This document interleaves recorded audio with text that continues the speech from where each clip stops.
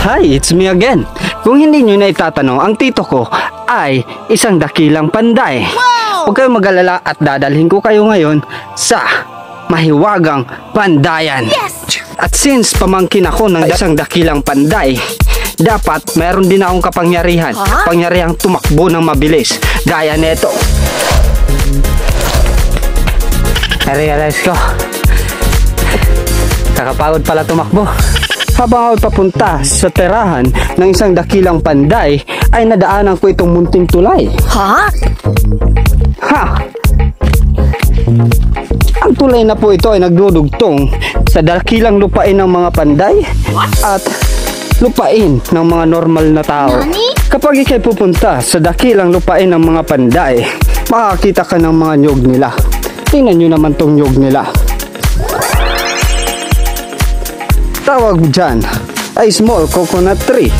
Madadaanan mo rin dito yung kanilang mahiwagang balon. Nice! Tcharam! At i-check muna natin. Ito yung mahiwagang balon ng mga panday. Kapag ikay dakila, kailangan mo uminom ng dakilang tubig. Nani? Susubukan natin kung masarap ba ang tubig ng isang dakilang panday.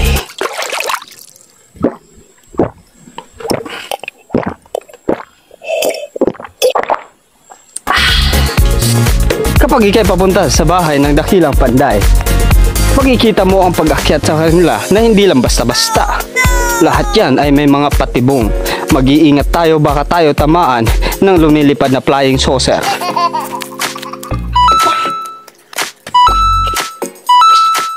At nakita mo na ang bahay ng dakilang panday.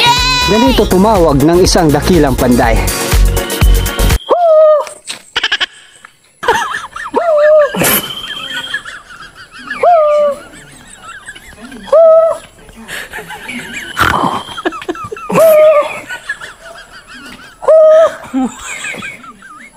Hindi ko nakita ang dakilang panday. Pero try natin ulit ng isa pang beses. Pero ngayon, yung mas matindi na. Okay.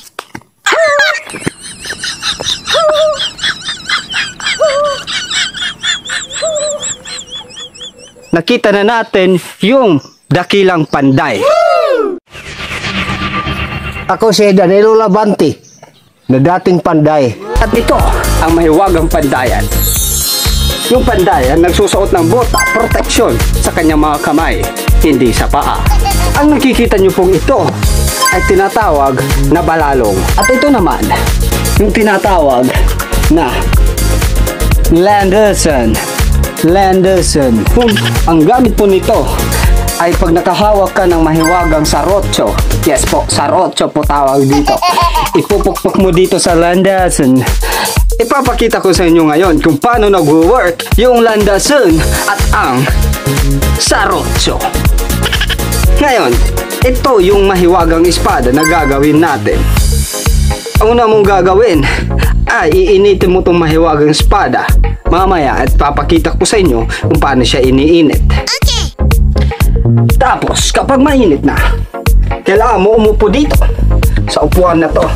At kailangan nakaganyan ka kapag ikay isang panday. Tapos, pupupukin mo ng sarotso ng ganyan.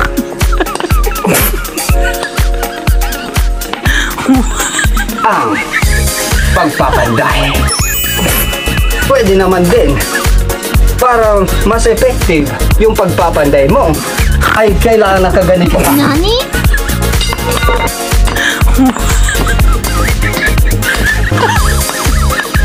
Ganyan yung pagpapanday ng mga dakilang panday dito sa pandayan. Papakita ko naman sa inyo kung paano init yung bakal para maging espada. Ayon sa mga nakikita nyo, dito po iniinit ang mga bakal para gawing espada. Ang mangyayari ay lalagyan dito ng apoy, tapos ilalagay ng ganyan para uminit yung espada. Wala tayong dalang lighter ngayon, kaya hindi natin madidemonstrate kung paano siya initin at maging baga. Pero ganyan na ganyan po siya para magbaga yung bakal at gawing espada. Bago ang lahat, kailangan nyo makita ang propeller dito. Ito po ang propeller dito sa pandayan. Makikita nyo po, may dalawa po itong arnis. Kaya, ang gagawin mo dito, ay kukunin ito at watch out! Ganyan po yung paggagamit nito. At lalabas mula dito, yung hangin papunta dun sa baba.